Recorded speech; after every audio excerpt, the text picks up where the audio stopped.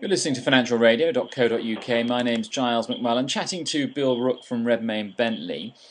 Hi, Bill. We were just chatting before we started recording about your trading week, which has been pretty good. Now, there's a couple of themes that you want to take through from that, aren't there? Well, over the weekend, I was looking at, say, Barclays Bank for one. I mean, a lot of people looked at Barclays, and it's so easy from the lows or whatever, and how can you actually use volume on larger shares? Use volume on the smaller shares a lot to pinpoint what's going on. And what I've done here is, on the chart there, put two vertical lines on there.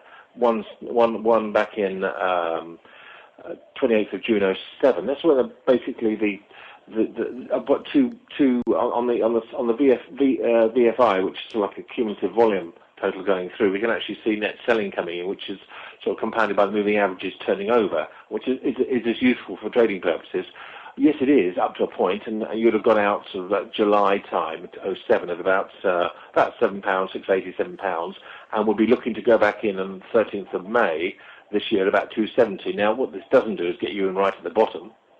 And if you feel you've got to get right at the lows, and the risks are very high because you only know with hindsight where the lows are. But actually doing this can this be repeated using other indicators? And I looked at the multi-frame MACD, which is on a weekly indicator, which is at the top of the chart there, and more or less where those vertical lines come in, it goes positive there and negative on the other side, on the left-hand side. So you should use that as reinforcement of where the trend is going. So volume is helpful up to a point. If you use shorter-term moving averages, then you'll be in and out of this thing quite a bit at a time. You might have got in near August, September last year, thinking, well, the volume was picking up, as you can see there, and it fades away quite quickly. So you'd have to be prepared to get out had you got in there.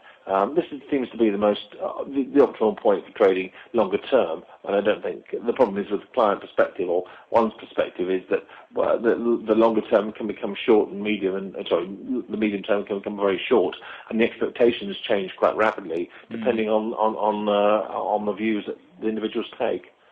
So yes.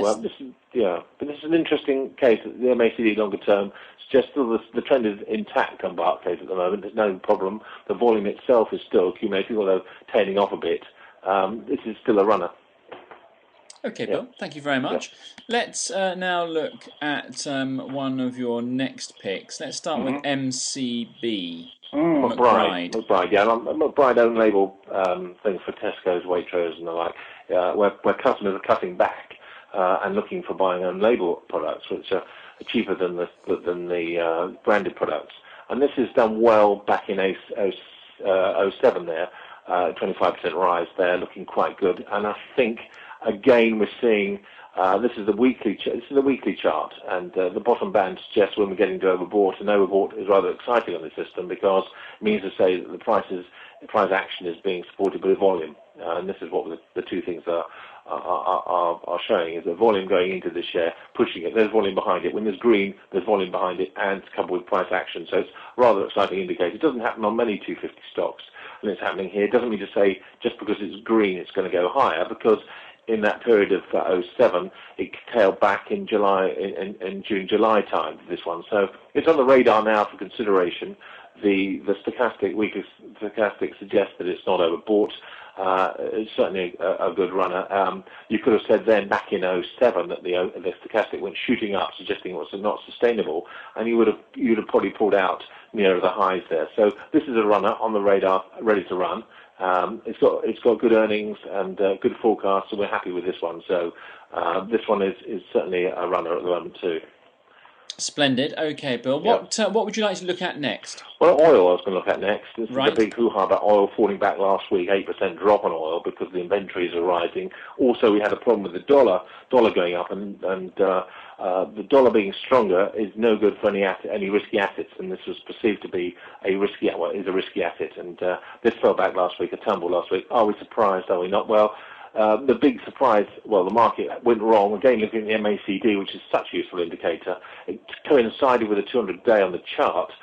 You would have gone out about August last year, roughly about August at about 100, and you'd be looking to go in when the MACD starts turning positive, and it's just about turning positive.